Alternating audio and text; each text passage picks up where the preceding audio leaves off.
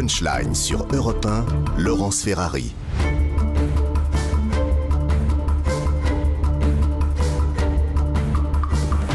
On se retrouve dans Punchline sur CNews et sur Europe 1 avec le débat qui a bien continué pendant la page pub. On accueille Grégory Joron, bonsoir. Bonsoir. Secrétaire général Unité SGP. On va évoquer avec vous ce qui s'est passé à Brest. Brest qui est en proie à des violences urbaines. Évidemment, on n'a pas l'habitude. Néanmoins, un tramway et un bus ont été ciblés par des tirs de mortier. Mardi à 22h, les conducteurs ont décidé de débrayer, évidemment. On va faire le point avec ces explications de Jules Boiteau, puis on vous demande ce qui se passe à Brest. Les arrêts du tramway du quartier de Pontanézen à Brest portent encore les stigmates des violences urbaines. Dans cette banlieue gangrénée par les trafics de drogue, tout commence mercredi dernier. Une opération de recherche de stupéfiants dégénère. Une bande se réfugie alors dans un appartement du quartier, séquestrant une femme et ses 2 enfants. Les policiers sont ensuite visés par des jets de cailloux et de mortiers d'artifice. Au final, 8 personnes sont interpellées ce soir-là. Quelques jours plus tard, dans la nuit de samedi à dimanche, plusieurs jeunes visent à nouveau la police et les pompiers avec des mortiers d'artifice, après les avoir attirés en incendiant un véhicule du réseau de transport en commun. C'est 25-30 jeunes du quartier qui sont, on va dire, en partie, on sait qui c'est. Donc ils sont identifiés. Et la difficulté, c'est de ne pas être assez nombreux. Il faut être derrière et d'un peu tous les côtés pour les interpeller, les auteurs de ces troubles. Il faut les prendre sur les faits ou avoir des éléments faisant preuve pour qu'ils puissent être jugés convenablement.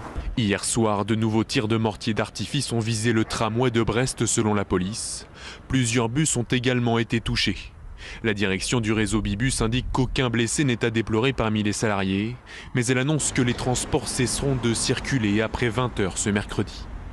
Voilà pour ces explications de Jules Boiteau avec Michael Chailloux. En fait, c'est encore une fois le trafic de stupéfiants qui est au cœur de ces actes violents. Oui, trafic de stupes à Brest, encore une fois, ça paraît incroyable. D'ailleurs, en discutant avec mon délégué, pour eux, c'est juste impensable. On franchit un cap terrible, vraiment. Ils sont pleinement une ville comme ça, qui est quand même plutôt tranquille, normalement, et frappée directement par ce qu'on peut voir dans des grandes agglomérations habituellement ou des quartiers difficiles, quoi. Et on voit bien qu'en plus, on a une vraie difficulté, puisque c'est des villes qui sont clairement pas dimensionnées en effectif pour pouvoir affronter ce genre de choses. 30 individus dehors, cagoulés, déterminés, vendredi soir, enfin la nuit de samedi soir, quand il y a eu le tramway bloqué, nos collègues ont dû évidemment reculer et quitter le terrain à un moment donné, ou en tout cas ne pas pouvoir affronter malheureusement les gens qu'ils avaient en face d'eux. Qu'est-ce qui se passe en fait? Là encore, la police fait des actions qui perturbent les trafiquants ou pas du tout? Ou ça n'a rien à voir? Alors, il y a eu ce point de départ avec la séquestration dans l'appartement où forcément il y a eu 8 interpellations et ça s'est pas du tout bien passé. Et je pense qu'on est aussi sur des représailles, évidemment. Et forcément, on commence à avoir la même lutte de territoire qu'ailleurs, encore une fois, pour les mêmes raisons, à savoir le trafic de stupes. Il y a une création de bacs, c'est bien, mais en fait, malheureusement, ça suffit pas, quoi. Et sur ce genre d'action particulièrement, il y a déjà besoin d'un renfort pour occuper le terrain clairement, parce qu'il y a que ça qui marche de toute façon. Et ensuite, des renforts pérennes derrière pour avoir encore une fois une vraie occupation du terrain par les effectifs de la publique, mais de manière pérenne. La question de la sécurité, Alexandre Devecchio, elle sera là aussi au cœur de la présidentielle. Tous les sujets sont essentiels aujourd'hui. Oui, indéniablement, elle sera au cœur de la présidentielle. Moi, ce qui me frappe, c'est la contagion. Effectivement, on nous a dit, les problèmes sont concentrés dans certaines cités, dans certains territoires. Il faut dispatcher la population. En résultat, on a recréé des cités dans des petites villes tranquilles avec les mêmes problèmes et on a continuer à accueillir des gens venant de pays pauvres, violents, qu'on ne pouvait pas intégrer. Vous avez le résultat. Donc c'est pour ça que je continue à dire que l'un des enjeux, que la question sécuritaire est quand même liée à la question migratoire et qu'il faut mettre un coup d'arrêt à l'immigration parce que sinon c'est le tonneau des Danaïdes, on n'en finira pas. Ça va être partout sur le territoire. Là, on ne sait absolument pas le profil de ces individus, Grégory Joron. Mais vous avez une idée? C'est le profil, c'est dans une cité. Des jeunes dans une cité, c'est des jeunes de banlieue pas intégrés. Voilà, je pense qu'ils sont pas tous issus de l'immigration. C'est quand même un profil qu'on retrouve à chaque fois. Jean-Claude Dacier, sur cette question récurrente de l'insécurité. Nous avions Nantes, nous avions Rennes, un degré moindre, mais quand même ça se dégrade. Nous voilà avec Brest, maintenant. C'est l'Ouest tout entier, ou presque tout entier, qui pose question. Puis il me semble, sous votre contrôle, il me semble quand même que les moyens de transport, la mobilité, autobus, tramway, tout ça fait l'objet souvent, ou c'est collatéral, ou c'est des attaques directes. Mais de plus en plus, on règle ses comptes à proximité des moyens mobiles qu'utilisent les locaux. Samedi, c'était le Far West. Ils ont carrément bloqué le tramway. C'est ce que je dis, c'est le Far West. Au milieu des rails. Et ils en ont profité pour incendier justement le véhicule en attendant qu'on arrive. Et les pompiers qui sont arrivés se sont fait prendre à partie immédiatement. Il n'y a pas que les stupes là-dedans. Enfin, je vous pose la question, est-ce que c'est simplement une affaire de stupes ou est-ce qu'il y a une manière de défier encore une fois l'État, de pourrir la vie de ses voisins Clairement, je pense que tout est lié. Il y a, à mon avis, il y a forcément les stupes, puisque mon collègue l'a dit, il est quand même sur le terrain, et d'ailleurs c'est un délégué qui est en service, donc il peut en parler assez précisément. Je pense qu'après il y a aussi cette lutte de territoire, le message que ça envoie en disant regardez, même à Brest on est quand même chez nous entre guillemets, et tout ce qui arrive dans notre quartier reste potentiellement un ennemi ou en tout cas un empêcheur de tourner en rond, et globalement c'est toujours le même genre de message. Ce qui est particulier, c'est qu'en effet ça se gangrène et on est à Brest, je le répète, parce que pour les habitants de cette ville-là, c'est proprement choquant. Et pour les collègues, pour les collègues policiers qui travaillent depuis des années dans cette ville-là, c'est des choses auxquelles ils n'ont jamais été confrontés. Karim Zeribi. Non, mais ce qu'il faudrait, c'est qu'à l'aune de cette campagne de présidentielle, on ait un vrai débat sérieux, quoi. Je veux dire, qu'on n'ait pas des débats un peu fonds de commerce, type, oui, c'est l'immigration, s'il n'y a plus d'immigration, c'est résolu. Je pense qu'il y a de vrais sujets de sécurité à aborder dans le pays. Donc, on a des gens qui sont sur le terrain. Il va falloir, à un moment donné, qu'on construise des réponses avec eux. Donc, on nous parle de trafic de stupes. À chaque fois, les faits divers se succèdent et se ressemblent. Cavaillon, c'était règlement de compte, trafic de stupes. Donc, à trafic de stupes. À chaque fois, vous avez à un moment donné une tyrannie de minorités, de délinquants, 25-30, c'est le syndicaliste de SGP Police qui le dit, il donne ce chiffre, 25-30, qui pourrissent la vie de milliers de personnes. Donc, dans les milliers de personnes, il y a des Français, il y a des étrangers, tout ça, qui sont honnêtes, qui sont respectueux. Donc, ne créons pas un faux débat qui ne nous amènera pas à régler le problème. Le problème, on le connaît. Il y a les stupes, et les stupes aujourd'hui sont sortis des grandes métropoles pour gangréner des villes moyennes et des petites villes. 2, on a des petits groupes de 25, 30, 35, 40 personnes qui nous pourrissent la vie et qui mettent en difficulté nos fonctionnaires de police et qui font vivre l'enfer des milliers d'habitants. Donc il va falloir à un moment donné que, la peur change de camp pour de bon. 2, qu'on se donne les moyens d'être présent, même dans les petites villes et dans les villes moyennes, avec des moyens policiers. Vous nous disiez que là, on vient de créer une BAC et autres. Bon, d'accord, ok.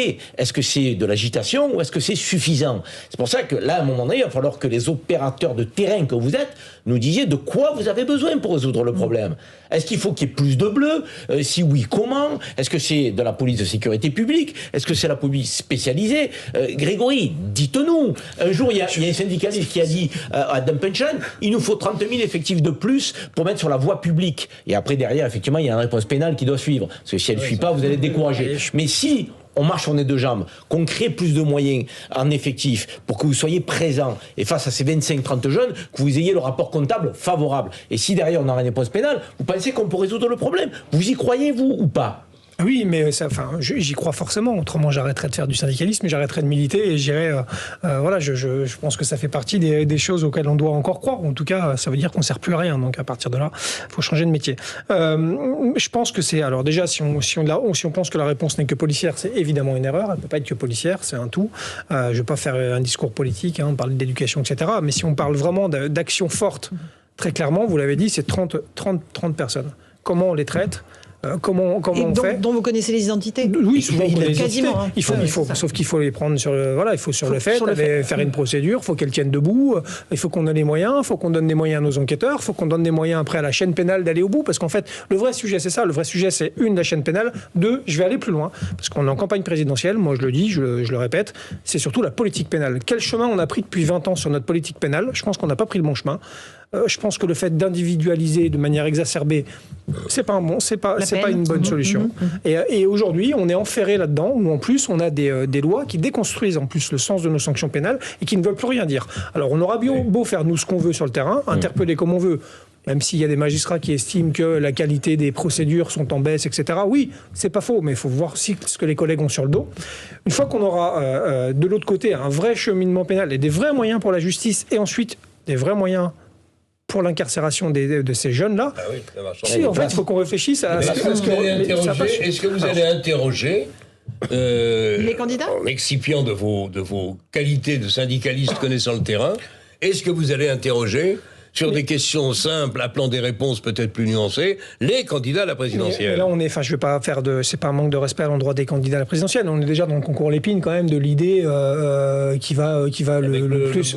Non, pas le Beauvau, non. Avec en ce moment sur les questions de sécurité, il y en a tout le monde a une idée de la réponse pénale. Valérie Pécresse, elle est sur le 1 an minimum. Le Front, enfin, je suis pas de politique moi, mais le Front National est sur les peines minimum. Mélenchon, il veut supprimer la BAC et les bras. Enfin, ils ont tous une idée de la sécurité et de ce qu'on doit en faire. Moi, je pense que si on discute sécurité, on doit déjà réfléchir à 10 ans, parce qu'il ne faut pas croire que dès le lendemain de la présidentielle, on va régler nos problèmes. On est en train de payer ce qui s'est fait il y a 15-20 ans. Donc le temps qu'on redresse la barre, il ne faut pas rêver, ça ne sera pas demain.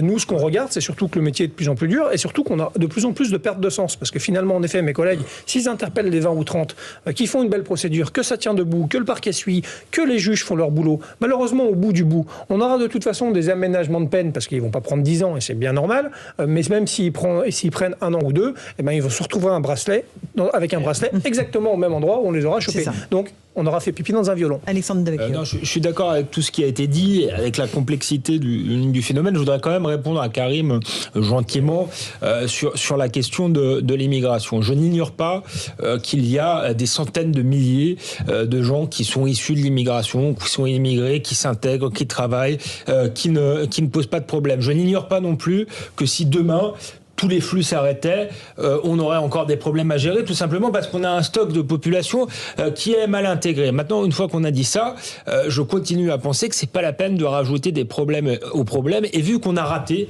je suis désolé, on a raté l'intégration d'une ou plusieurs générations, on ne peut plus se permettre de continuer. Sinon, les problèmes qu'on a observés au départ, simplement dans certaines villes, vont faire tache d'huile partout sur le territoire. Donc c'est du bon sens. Après, ça n'empêche pas de durcir la politique pénale, de construire des places de prison, d'avoir plus d'effectifs dans la police, mais ça reste une question centrale qu'il faut affronter sans tabou. Au moins suspendre pour 2 à 3 ans de manière à essayer de faire face à la situation, d'essayer de voir clair d'abord, parce qu'on ne sait pas trop. Le nombre est en train de nous asphyxier. On ne peut pas le nier. Mais je me porte 250 000 totalement de plus chaque année avec cette analyse. Bah oui, pour 2 raisons. D'abord, les ratés de l'intégration. Le nombre de gens... je peux continuer. Oui, d'accord. Le nombre de gens issus de l'immigration, français aujourd'hui, qui se sont intégrés sans aucun des postes partout dans la société française, et notamment dans la police, partout. Donc, ils sont ultra majoritaires, ceux-là. Donc, ça veut dire qu'on n'a pas les ratés de l'immigration au sens majoritaire du terme. Ensuite, nous avons un problème avec des minorités de gens, de groupes, dans certains quartiers de notre pays, qui nous emmerdent la vie, qui empoisonnent la vie de millions d'habitants, et qui attaquent nos policiers, attaquent tous ceux qui sont porteurs de uniforme. Parce que nous n'arrivons pas à apporter de réponse à cela, vous allez attraper le discours de l'immigration, les immigrés. Vous faites fausse route. Moi, je vais vous dire, messieurs, je vais vous dire, 250 000 par an plus, c'est pas possible. Mais tu vois bien que, là, encore une fois, 250 000 plus par an. La majorité, et c'est David Lebars qui l'a dit, il y a eu beaucoup d'honnêteté, comme ça le caractérise à chaque fois, 90% sont français, des gens qui sont arrêtés. Il le dit, David Lebars, et il l'a dit même à Éric Zemmour, à Drancy, quand il était dans un face-à-face. Il dit, là où vous vous plantez, c'est que si vous pensez que votre question des flux réglera le problème, on a 90% des gens que nous arrêtons qui sont français. Donc, on a un problème endogène qui est avec les enfants de la France. Donc il faut qu'on le règle. Ne l'alimentons pas tous les ans. Mais ne l'alimentons pas quoi? On parle de français. Non, ceux qui arrivent ne sont pas français, enfin. Mais c'est pas ceux qui arrivent qui deviennent des délinquants de puissance automatiquement. Tu fais un lien, une automaticité, vous faites un truc qui ne réglera pas le problème. Vous vous racontez des histoires. Ce serait difficile. Pour flatter votre idéologie. Allez, C'est de l'idéologie. On flatte pas notre idéologie, on est pragmatique. Alexandre Devecchio. On est pragmatique, je viens de te dire que j'étais parfaitement conscient qu'il y avait beaucoup de gens qui s'intégraient. J'étais parfaitement conscient que ça ne réglerait pas tous les problèmes d'arrêter les flux, parce qu'on a un problème de gens, je le répète, issus issus de l'immigration, qui sont français, qui ont la nationalité française, mais qui ne sont pas intégrés et qui ont basculé dans la délinquance. Donc il faut régler ce problème. Et ensuite, on verra si on rajoute ou pas. Ce sera pour le délinquant est automatiquement un non intégré à la société par ses origines étrangères. Mais non, un délinquant est un délinquant. Il faut que nous le traitions comme tel, avec une réponse pénale forte, qui n'existe pas aujourd'hui. Que vous soyez français depuis 10 générations ou depuis une génération, la réponse pénale n'existe pas. Le sujet est là. Comme vous ne voulez pas l'aborder et le regarder en face, vous parlez de l'immigration. Alors, on a un policier sur le plateau.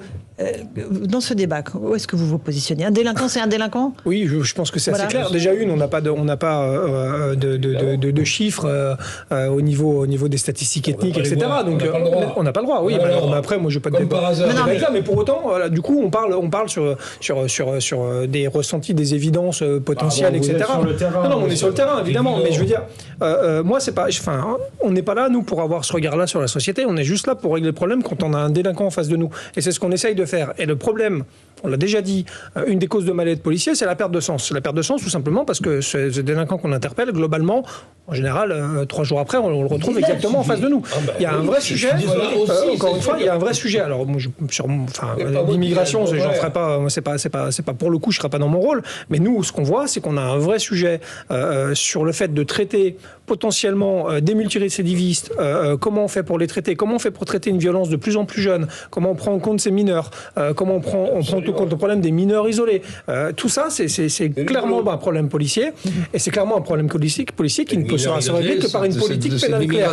La politique pénale, elle n'est plus claire depuis des années. Tout ça, on est 100% d'accord. Il faut revoir de fond en comble la politique pénale, peut-être s'occuper de l'idéologie de certains juges. Tout ça, on peut le dire. Si j'ai insisté sur cette question migratoire, c'est pas simplement par obsession idéologique, comme le dirait Karim, c'est parce que ce qui m'a frappé, c'est que c'est à Brest. Et qu'on pouvait se dire, il y a quelques années, il y a des régions, il y a des quartiers qui sont épargnés par la délinquance. Vous-même, vous étiez sur à Brest, en fait, clairement, qu'il y ait des quartiers populaires, parce que c'est le cas dans toutes les grandes villes. Mais je suis pas sûr qu'il y ait eu une vague d'immigration arrivée il y a 15 ans à Brest. Je ne pense pas. Clairement. Le phénomène de tache d'huile qu'on évoquait, c'est un phénomène de sentiment d'impunité. Mais que ça te plaise ou non, regarde la réalité en face.